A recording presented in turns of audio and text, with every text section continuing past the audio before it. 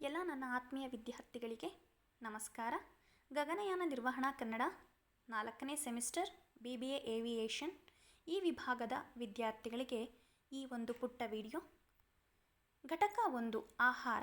ಇದರಲ್ಲಿ ಬರ್ತಕ್ಕಂಥದ್ದು ರೊಟ್ಟಿ ಮತ್ತು ಕೋವಿ ಎಂಬ ಒಂದು ಕವಿತೆ. ಇದರ ಕರ್ತೃ ಸೂರಂ ಎಕ್ಕುಂಡಿ ಅಂತಕ್ಕಂಥವರು. ಸಾಮಾಜಿಕ ಸಮಸ್ಯೆಗಳನ್ನು ತಮ್ಮ ಕವಿತೆಯಲ್ಲಿ ಪರಿಣಾಮಕಾರಿಯಾಗಿ ಚಿತ್ರಿಸಿದಂತಹ ಪ್ರಮುಖ ಕವಿಗಳಲ್ಲಿ ಒಬ್ಬರಾಗಿದ್ದಾರೆ. ರೊಟ್ಟಿ ಮತ್ತು ಕೋವಿ ಕಥೆಯಲ್ಲಿ ಕವಿಯ ಸಾಮಾಜಿಕ ಪ್ರಜ್ಞೆ ಹಾಗೂ ಕ್ರಾಂತಿ ದರ್ಶನಗಳು ಹೇಗೆ ಮೈದಾಳಿವೆ ಅನ್ನೋ ಒಂದು ಪ್ರಶ್ನೆ ಇದೆ.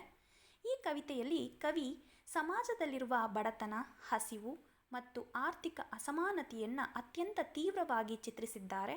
ಕೆಲವರು ವೈಭವಯುತ ಜೀವನ ನಡೆಸ್ತಾ ಇದ್ದರೆ ಇನ್ನು ಕೆಲವರು ಕಸದ ತೊಟ್ಟಿಯಲ್ಲಿ ಆಹಾರ ಹುಡುಕುವ ಸ್ಥಿತಿಯಲ್ಲಿ ಇದ್ದಾರೆ. ಈ ದೃಶ್ಯವನ್ನು ಕಂಡ ಕವಿಯ ಮನಸ್ಸು ನೋವಿನಿಂದ ಕಲಕುತ್ತದೆ. ಜನರ ಮೂಲಭೂತ ಅಗತ್ಯವಾದ ಆಹಾರವೇ ಸಿಗದೇ ಇದ್ದರೆ ಸಮಾಜದಲ್ಲಿ ಅಶಾಂತಿ ಮತ್ತು ಹಿಂಸಾಚಾರ ಹೆಚ್ಚಾಗಬಹುದು ಅನ್ನೋದು ಈ ಕವಿ ನಮಗೆ ನೀಡುವ ಎಚ್ಚರಿಕೆಯಾಗಿದೆ. ಈ ಕವಿತೆ ಹೇಳುವಂತೆ ಹಸಿದ ಜನರ ಕೈಗಳು ಮೊದಲು ಕಸದ ತೊಟ್ಟಿಯಲ್ಲಿ ಆಹಾರ ಹುಡುಕುತ್ತೆ. ಆದರೆ ಅವರ ಹಸಿವು ಮತ್ತು ನೋವನ್ನು ಸಮಾನ ಗಮನಿಸದೇ ಇದ್ದರೆ ಅದೇ ಕೈಗಳು ಮುಂದೆ ಕೋವಿ ಮತ್ತು ಗುಂಡುಗಳನ್ನು ಹಿಡಿದು ಕ್ರಾಂತಿಯ ದಾರಿಗೆ ಹೋಗಬಹುದು. ಹೀಗಾಗಿ ಕವಿಯ ಸಾಮಾಜಿಕ ಪ್ರಜ್ಞೆ ಹಾಗೂ ಕ್ರಾಂತಿಯ ದರ್ಶನ ಈ ಕವಿತೆಯಲ್ಲಿ ಸ್ಪಷ್ಟವಾಗಿ ವ್ಯಕ್ತವಾಗಿದೆ. ರೊಟ್ಟಿ ಮತ್ತು ಕೋವಿ ಕವಿತೆಯ ಸಾರಾಂಶವನ್ನು ವಿವರಿಸಿ ಅನ್ನೋ ಒಂದು ಪ್ರಶ್ನೆ ಇದೆ.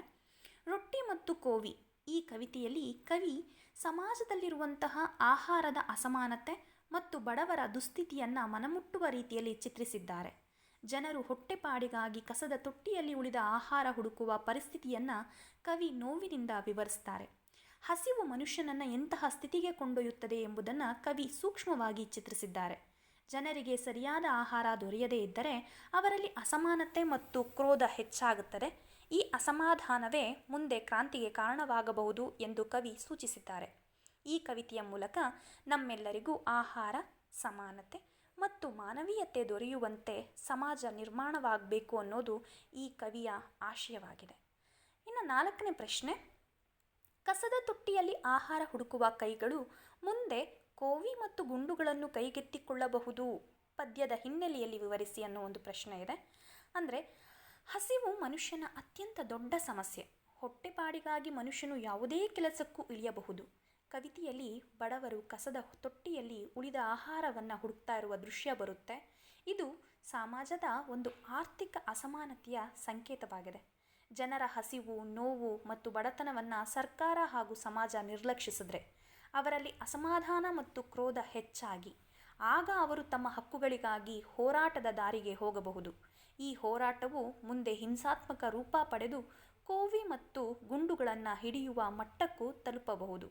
ಹೀಗಾಗಿ ಹಸಿವು ಮತ್ತು ಅನ್ಯಾಯವನ್ನು ನಿರ್ಲಕ್ಷಿಸಬಾರದು ಅನ್ನೋ ಎಚ್ಚರಿಕೆಯನ್ನು ಈ ಸಾಲುಗಳು ನೀಡುತ್ತೆ. 5ನೇ ಪ್ರಶ್ನೆ, ರೊಟ್ಟಿ ಮತ್ತು ಕೋವಿ ಕವಿತೆಯಲ್ಲಿ ಜನರ ಆಹಾರ ಸಮಸ್ಯೆಯ ಬಗ್ಗೆ ಹೇಗೆ ವಿವರಿಸಿದ್ದಾರೆ? ಉತ್ತರ, ಕವಿ ಆಹಾರ ಸಮಸ್ಯೆಯನ್ನು ಅತ್ಯಂತ ಭ್ರಮೆಯಿಂದ ಚಿತ್ರಿಸ್ತಾರೆ. ಮರ್ಮ ಭೇದಿಯಾಗಿ ಕೂಡ ಚಿತ್ರಿಸ್ತಾರೆ. ಕೆಲವರಿಗೆ ಅಗತ್ಯಕ್ಕಿಂತ ಹೆಚ್ಚು ಆಹಾರ ದೊರೆಯುತ್ತೆ, ಇನ್ನು ಕೆಲವರಿಗೆ ಒಂದು ಹೊತ್ತಿನ ಊಟಕ್ಕೂ ಪರದಾಡುವಂತಹ ಸ್ಥಿತಿಯಲ್ಲಿದ್ದಾರೆ. ಬಡವರು ಕಸದ ತೊಟ್ಟಿಯಲ್ಲಿ ಉಳಿದಂತಹ ಆಹಾರವನ್ನು ಹುಡುಕುವ ಸ್ಥಿತಿ ಸಮಾಜದ ದಯನೀಯ ವಾಸ್ತವವನ್ನು ತೋರಿಸುತ್ತೆ. ಜನರ ಮೂಲಭೂತ ಅಗತ್ಯಗಳನ್ನು ಪೂರೈಸದ ಸಮಾಜದಲ್ಲಿ ಶಾಂತಿ ನೆಲೆಸೋದಿಲ್ಲ. ಹಸಿವು ಮನುಷ್ಯನನ್ನು ಅಪರಾಧ ಮತ್ತು ಹಿಂಸಾಚಾರದ ದಾರಿಗೆ ಕೊಂಡೊಯ್ಯಬಹುದು. ಆದ್ದರಿಂದ ಸರ್ಕಾರ ಮತ್ತು ಸಮಾಜವು ಎಲ್ಲರಿಗೂ ಸಮಾನವಾಗಿ ಆಹಾರ ದೊರೆಯುವಂತೆ ಕ್ರಮ ಕೈಗೊಳ್ಳಬೇಕು ಎಂಬುದು ಕವಿಯ ಅಭಿಪ್ರಾಯವಾಗಿದೆ. ಪ್ರಶ್ನೆ ಸಂಖ್ಯೆ 6, ರೊಟ್ಟಿ ಮತ್ತು ಕೋವಿ ಇವುಗಳಲ್ಲಿ ಯಾವುದು ಅಗತ್ಯ, ಏಕೆ? ರೊಟ್ಟಿಯೇ ಅಗತ್ಯ, ಏಕೆಂದರೆ ಆಹಾರವಿಲ್ಲದೆ ಮನುಷ್ಯ ಬದುಕೋದಕ್ಕೆ ಸಾಧ್ಯ ಇಲ್ಲ. ಜನರ ಹಸಿವು ನೀಗಿಸುವುದು ಯಾವುದೇ ಸರ್ಕಾರದ ಮೊದಲ ಕರ್ತವ್ಯವಾಗಿರುತ್ತೆ.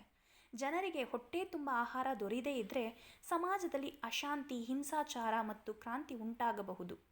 ರೊಟ್ಟಿ ಮತ್ತು ಕೋವಿಗಳು ಹಿಂಸೆಯ ಸಂಕೇತವಾಗಿದ್ದರೆ ರೊಟ್ಟಿ ಜೀವನದ ಸಂಕೇತವಾಗಿದೆ.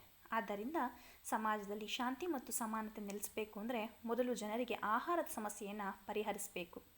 ಒಟ್ಟಾರೆಯಾಗಿ ರೊಟ್ಟಿಯೇ ಜನತೆಗೆ ಬಹಳ ಮುಖ್ಯ ಎಂಬುದು ಸೂರಂ ಎಕ್ಕುಂಡಿಯವರ ಒಂದು ಆಶಯವಾಗಿದೆ. ಇಲ್ಲಿಗೆ BBA ಏವಿಯೇಷನ್ 4ನೇ ಸೆಮಿಸ್ಟರ್ ವಿಭಾಗದ ಕನ್ನಡ ವಿದ್ಯಾರ್ಥಿಗಳಿಗೆ ಘಟಕ 1 ಉಪಯೋಗವಾಗುತ್ತೆ ಪರೀಕ್ಷೆಗೆ. ಮತ್ತೊಂದು ವಿಡಿಯೋದಲ್ಲಿ ಮತ್ತೊಂದು ಅಧ್ಯಾಯದೊಟ್ಟಿಗೆ ಭೇಟಿಯಾಗೋಣ. ಧನ್ಯವಾದಗಳು.